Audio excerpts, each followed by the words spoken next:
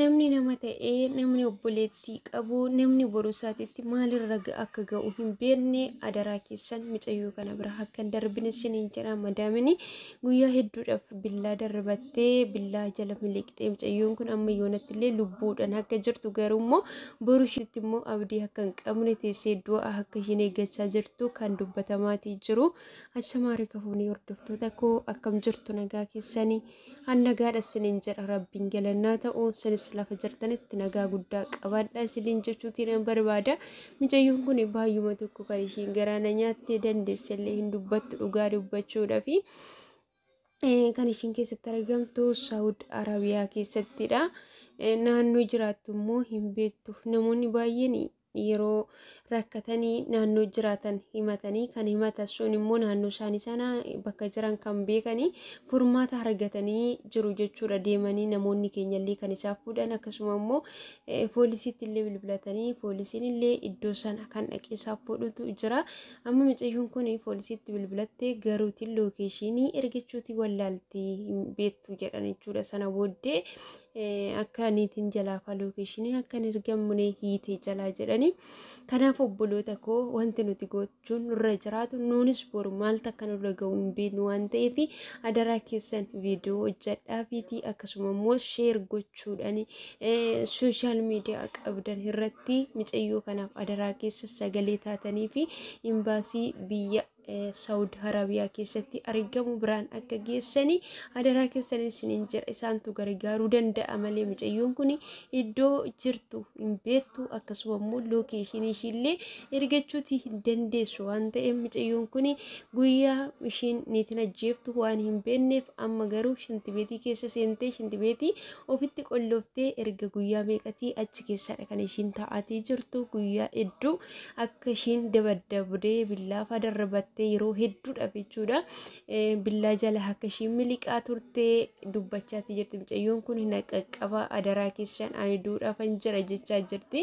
Achi keessa shintibeetii sana keessatti ijoollee qoonqodhaan iyyuu hinduuti waan biraa iyyuu hafe achi keessatti xannee achi keessatti yoo duute booddee baay'ee tokko nama gaddisiisa siniin jedha. Kanaaf adaraa keessanii otoo lubbuudhaan jirru wal haa gargaarru otoo lubbuudhaan jirru karaa dandeenye sagalee waliif haa taanu isiniin jedha obboloota koo.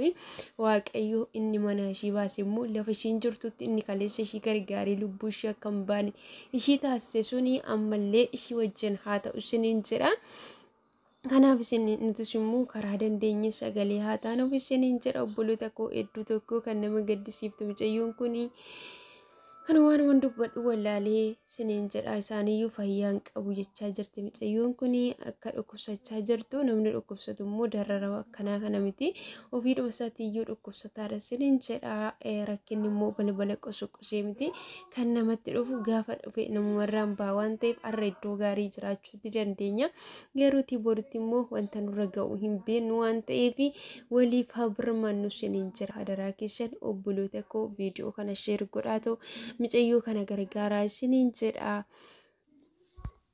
Akkasuma dhaabsinan isinii qabu yoo jiraate yeroo rakkattanii otoo hin jiraatin dura akka dhaqxanii mana tokko galtaniin dafaatoo hiriyoota keessan kan jaalattanitti yookiis immoo maatii keessanitti lookeeshinii keessan ergadhaa obboloota koo. Wanta isinirra ga'u hin beektani biyya namaa keessa kan jirtan yeroo hedduu kallattii adda addaatiin akkaataatti lookeeshinii ofii ilaallatan akkamittiin akka lookeeshinii ofii ergachuutti danda'an in barsiifama. Garuuti namni ijoolleen keenya iddoo qoosaa iddoo hin taane iddoo kolfaa malee iddoo isaaniif ta'u deemanii dhaqanii hin daawwatan jechuudha. Kanaaf iyyuu adaraa keessan lafa jirtanitti of eeggannoo taasisaa. Naannoo jirtanii yeroodhuma taphattan ijoollee isaanii wajjinis haa ta'u madaamii keessa wajjinis haa ta'u utuma haasoftanii iyyuu iddoon kun maal jedhama akka sanatti ijoollee keessumaa warri ijoollee qabdan yoo gaafattan isinitti himuutii danda'u. Kanaaf bakka jirtanii baruutii qabdu isiniin jedha. Lookeeshinii keessanillee akkamittiin ergachuu akka dandeessan hiriyoota keessa wajjin haasoftan gaafadhaadha. Immoo namoota immoo barumsa garaagaraa mudannoo keessa darbanis kan barsiisan irraa baradhaadha. Amma dhufee to'i mataarra nu ga'utti obboloota koo cal jennee rakkina eeggachuutii hin qabnu isiniin jedha. Yeroo hedduu hin barsiifama garuu namni dhaggeeffatee hojiirra oolchuu hin jiru isiniin jedha.